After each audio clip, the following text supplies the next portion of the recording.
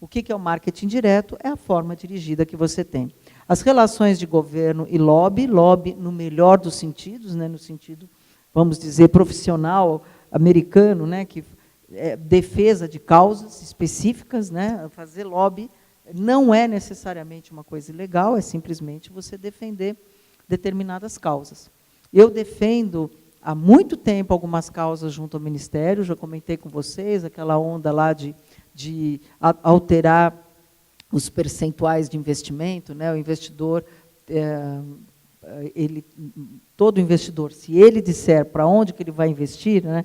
A minha primeira reivindicação é que o investidor publique. Isso é uma causa, porque isso facilitaria a vida de todo o mercado de investimento, né? E ele, ao publicar, ele define, ele tem, então vou trabalhar com dança, então, 15% ele invista em projetos de formação, pelo qualquer um no país, mas que seja de formação de novos bailarinos, de novos dançarinos, 10% ele invista em teatros públicos que se utilizam da dança como uma das suas modalidades, para dar condição que esse teatro receba todo tipo de projeto da comunidade, não só esses grandes discos voadores, cheios de dinheiro, que vão lá, aportam, fazem o seu evento e tiram tudo e vão embora, né? Põe luz, põe tudo, põe até papel higiênico no banheiro, aí vão embora e deixam aquela coisa rouca. E daí, com os outros 75%, eles investem no que eles quiserem. Isso é uma causa que eu defendo. Então, eu faço lobby, de uma certa maneira. Então, nós temos uma série de projetos, de pensamentos, né, e de ideais que merecem um trabalho firme junto ao governo, né, efetivo junto ao governo. Já mostrei para vocês o meu projeto crowdfunding, né, e do petroleiro, e eu estou apresentando para a Marta agora, para a nossa ministra. Imagina, eu estou há muito tempo batendo nessa tecla. Então, estou chegando. E, aliás, eu já deveria ter chegado, né, porque eu acho o fim da picada, aquela coisa que eu falo, né, com quantos investidores eu já falei nesses 6, 7 meses, e com quantos secretários de cultura e ministro eu falei nesses 7 meses? Nenhum. Então, eu prefiro o mercado, sinceramente, eu prefiro o mercado. Nós temos que ter uma identidade também para o nosso projeto. Quem faz tudo não faz nada. Né? Então, nós temos que ter uma linha, nós temos que ter uma identidade, não só nossa como profissional, né, mas dos projetos. O projeto em si tem que ter uma identidade corporativa, ele tem que fazer parte, até para que ele crie aquela afinidade clara. Né? Eu hoje também, nessa conversa, era muito interessante que essa pessoa está trazendo um projeto que é um evento artístico-musical, mas vai ser filmado, e tem todo um caráter histórico. Eu falei, mas assim, qual é o seu produto? O que você está fazendo? O que você vai levar para frente? Daí fica complicado, porque pensa-se só no fazer daquilo, mas qual é o legado? O que você vai deixar? O que você vai pôr para frente? Né? Como é que vai ficar isso? Muitas vezes as pessoas não sabem. Né? E daí se perde, daí volta para a estaca zero no evento seguinte. Então, as questões de como colocarmos o nosso projeto, né? Nós até discutimos um projeto que mostrou, eu vou por isso, o projeto era de 6 meses, e o custo do projeto inteiro era, sei lá, 200 mil, 300 mil. É irreal. O cliente bate o olho nisso e fala, não, isso aqui, é lógico que isso não vai acontecer. Porque a gente não se dedica a compor essas ferramentas. E parece que investir em redes sociais é um bloco também. A gente vai investir em redes sociais. Pô, mas como é que esse troço funciona? Quais são as estratégias? De que maneira, se você está investindo nisso, está colocando isso como um benefício para o teu investidor, como é que ele aparece? Né? Que layout que vai ter esse negócio? Né? Qual é a marca que você tem do teu projeto e como é que esse investidor vai aparecer ao lado desse projeto em absolutamente todas as ferramentas que nós falamos aqui. Ele quer tangenciar, porque cultura ele não sabe onde pegar, isso ele sabe. Isso ele entende. E é exatamente como eu falei para vocês, se vocês apresentarem isso de forma superficial ou assim sem realmente uma dedicação, um olhar sério sobre isso, é isto aqui que vai descredibilizá-lo diante de um cliente, porque é disso que ele entende. Né? É disso que ele entende. A mesma coisa, um músico que não tem muito conhecimento e vai apresentar, entendeu, uma obra para uma banca. Né? Eu sei, porque eu sempre trabalhei muito com a universidade, né, com a USP, especialmente com o departamento de música, que quando é feito a banca de avaliação dos novos instrumentistas, por exemplo, para a orquestra, né, a orquestra de câmara que tem lá no departamento, a banca sabe se o músico é bom ou não pela maneira que ele abre o case dele e pega o instrumento. Ele não precisa nem tocar. Ele não precisa nem tocar, já ali na maneira, né, indisciplinada, ou sei lá como, porque eu também não sou musicista, não sei, mas a maneira que ele coloca o instrumento, que ele bota a embocadura, que ele senta, o cara já sabe, eu sei se esse cara vai tocar ou não. E dali para frente, ele já está fora. Porque tem vários outros muito bons. Né? Então, é assim, que é o mesmo comportamento. Você for lá, né, sem saber direito do que você está falando, com coisas frágeis, coisas que o cliente vai falar, mas como é que você vai fazer isso? Mas como é que você vai fazer aquilo? Ele não precisa te perguntar nada, você tem que antecipar tudo. Você já tem que dizer como é que vai ser feito. E pode até dizer, se você quiser, a gente altera. A nossa estratégia, a maneira que nós pensamos estrategicamente foi essa. Mas se você quiser, a gente pode discutir, porque, afinal de contas, essa é a ferramenta dele. Não é tanto sua, é mais dele. Podemos fazer aí. Você prefere que a gente veicule em outra mídia, você tem outro interesse. Se for bom para o projeto, por que não? Né? Vamos agradar gregos e troianos. Né? Agora, com essa coisa infernal que são esses celulares, né, na mídia fantástica, né, de abordagem, né, hoje de nitidez, dá para você fazer 1 milhão de coisas com isso, a gente pouco usa ainda na área das artes. Eu falei com um amigo que esteve pouco tempo em Nova York, ele falou que ele comprou os tickets dele lá na Times Square, né, e eles pediram o telefone dele, e ele passou a receber uma série de notícias e de informação, fora o site, com um monte de resenhas, e não sei o que, do espetáculo que ele assistia em seguida. Então, que mídia, né? Quer dizer, você já coloca o cara no mailing, coloca tudo e já vira uma mega abordagem. Né? Então, o cara fica feliz de assistir aquilo, e ele conta que viu, se eu for para lá, eu certamente vou querer passar pela mesma experiência. Né? E você imagina se a gente tiver um patrocinador colado a um atendimento desse. A gente pouco se utiliza do público, efetivamente. Nada fazemos, de fato, para aquele público, né? Para o público que está ali.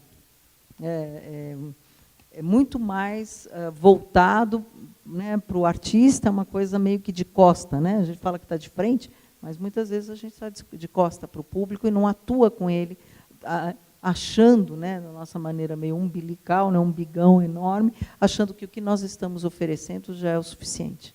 Talvez a gente possa, né, oferecer muito mais, utilizando outras ferramentas. Então, se nós estamos preparados para esse mercado, né? Eu coloquei essas 5 perguntas para vocês, que elas são a base de qualquer raciocínio, de qualquer pensamento estratégico que possa se ter em qualquer área, e na cultura, obviamente, é igual. Você tem que saber aonde está, e quais são todas as variáveis que fazem com que você esteja nesse lugar e você saiba por que você está nessa posição, né? Quais são os seus concorrentes, o que funciona, o que não funciona. Né? Isso também é uma outra questão muito importante, porque o meio artístico olha sempre o mercado a partir dele, ele não olha horizontalmente, ele olha o projeto dele, o produto dele. Como eu falei para vocês, muitas vezes eu recebo projetos que as pessoas falam assim, nossa, eu tenho uma ideia inédita. Pô, inédita? Abre na internet, tem mais 42 coisas parecidas. Nem olhou na internet para ver se tem coisas parecidas. Né? Porque ele olha a partir dele, ele não olha o mercado, ele não olha o meio. Né? Então, ele precisa entender, fazer esse diagnóstico de uma maneira muito clara. Aonde ele está, que tipo de projeto que ele tem, que perfil que ele atende, como é que ele quer ser visto e por que ele está ali. Quais são os concorrentes, quais são todas aquelas variáveis externas e internas, né, que a gente entrou dentro de cada uma dessas perguntas, para que a gente entenda as variáveis financeiras, religiosas, variáveis sociais, econômicas, todas as questões que fazem com que a gente se posicione assim. Até isso é bastante diferente entre um mercado e outro. Né? Muitas vezes, entre um país e outro, você já tem uma mudança bastante grande desse posicionamento. Aí você faz um prognóstico, aonde você quer chegar, né? E como chegar lá, que isso daqui é o estratégico e o tático. É aquilo lá que você fala para o seu cliente, né? Ó, esta foi a maneira que eu pensei que era importante para comunicar o meu projeto, e eu usei o jornal, o rádio, não sei o quê, como ações táticas. Ah, está entendido. Então, aqui, nós, efetivamente, se nós não sabemos aonde nós queremos chegar, a gente não sabe qual é as táticas. E o que é uma pena, que eu chamo esse kit patrocínio, que todo mundo repete o mesmo kit patrocínio, não percebe que muitas dessas ferramentas nem lhe cabem. Que é aquela história de imprimir 500 cartazes. É maravilha, né? Eu acho que as gráficas adoram isso, né?